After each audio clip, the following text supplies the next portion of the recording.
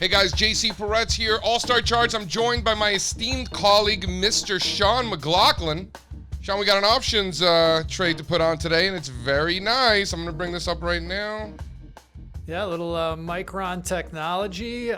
It's just a coincidence, ladies and gentlemen, just a coincidence that it looks like Omicron. Let's not all get excited here. We're not the conspiracy theorist crowd.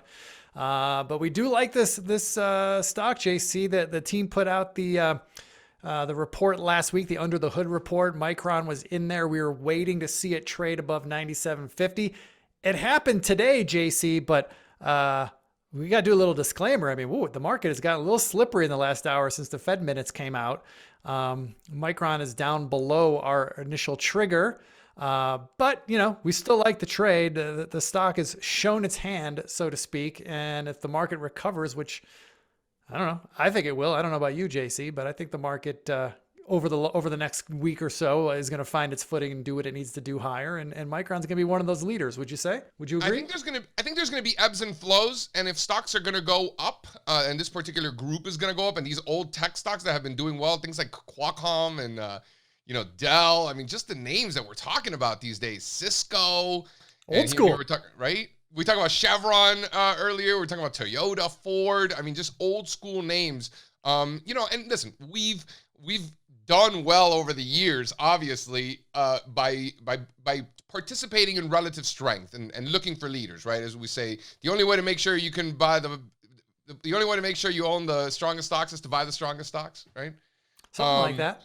So on a more short-term basis, Nancy Pelosi YOLOing Micron over here. You can see the transactions. We track all of these filings, something internally. We've actually never shown this publicly, Sean, believe it or not. This is the inside scoop where we track all the Form 4, so we know what like the CEOs and the insiders are doing. They can legally trade with inside information. They're allowed to do that. It's just legal for them to do it as long as they file it. And then also the hedge fund filings, the 13Ds we like a lot, and then the House filings and the Senate filings. So we get all of these, and we're looking for, not when they're buying a couple of shekels, but when they're really stepping up. And Pelosi in their most recent filing, this was just over the last couple of weeks. Well, I mean, is Nancy Pelosi the greatest trader of our time? I mean, she's been killing it, right? I think it's her husband. It's the husband. That's is that it? Is what I understand. I don't know. I'm like, this is hearsay. But needless to say, Pelosi's husband likes it, or Pelosi, or maybe together. Maybe it was a joint decision. Who knows? Nonetheless, we like, I was taught, Sean, we want to be buying smiley faces, selling the frowny faces, buying the frowny faces, buying the smiley faces here. And, even I was like, Sean, what about a bull call spread on the MU? And you were like, yeah, that's what I was thinking. Am I starting to be able to think through your head? Yeah. Well, we chose the bull call spread because the options are a little juicy here. I think the secret's out that MU is setting up pretty well, and the options market makers are no dummies, and they're bidding the call options, the out of the money call options, a little higher than normal because of that, because of the upside risk as they might see it. So it didn't make sense to just buy calls here. I mean, it's not that couldn't win, JC. It's certainly possible, but I like improving our odds of success by using a bull call spread and selling those 125 calls against the 100 calls in June to reduce our total exposure. And to just give us a better chance of winning here. And we paid $6.50 for it earlier this morning when we put the trade on. You could definitely put that spread on for cheaper now if you're interested in it. But that's the trade we like. And the risk management level we're keeping an eye on is 92. If MU can't hold on to 92, that's going to be our signal to get out. We got some room there, so we're good. It doesn't show up on that chart. That's a very long-term chart you got there, JC. It is, but it shows. I mean, it shows the point. And so I want to talk about this because think about it. With a base like this, as they say, and I like to also say, the bigger the base, the higher in space. So you got a lot of upside. But with a bull call spread, you're limiting that upside. So this long-term chart's a little disingenuous in the execution and the practicality side, but from the analysis side, I think it's appropriate. But you are increasing the probabilities of success by putting on that bull call spread and not having upside, unlimited upside, having a nice upside, but fixed. right? Right, because here's what would have happened, JC. If we would have just bought long calls, the way I like to do it is I like to buy the 25 delta calls. For me, that's the right mix between affordability and leverage, right?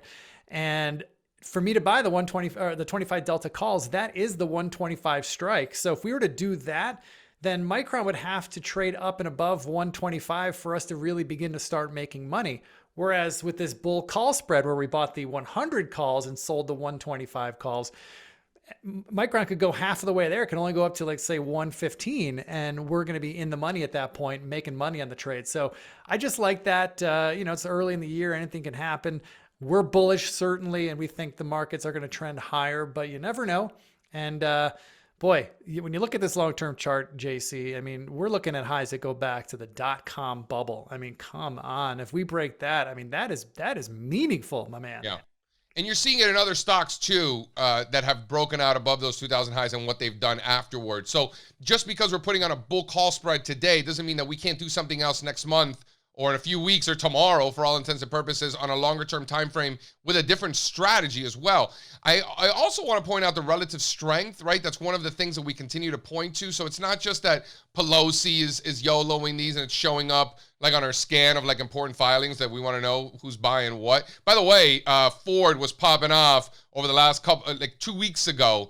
All of their top corporate execs were just loading up on Ford stock like 2 weeks before they dropped a major announcement. So there's really good information from here. Pelosi, obviously it's become like a meme and like a joke, just trade with Pelosi trades. And some people might not like the fact that, senators and representatives can trade stocks publicly, knowing that they have good information, but they are allowed. So, it's good information. We should probably use it. Next to the insider buys of the executives of a company, I mean, the next best people with the best information are politicians, whether you like it or not. So why don't we profit off it too?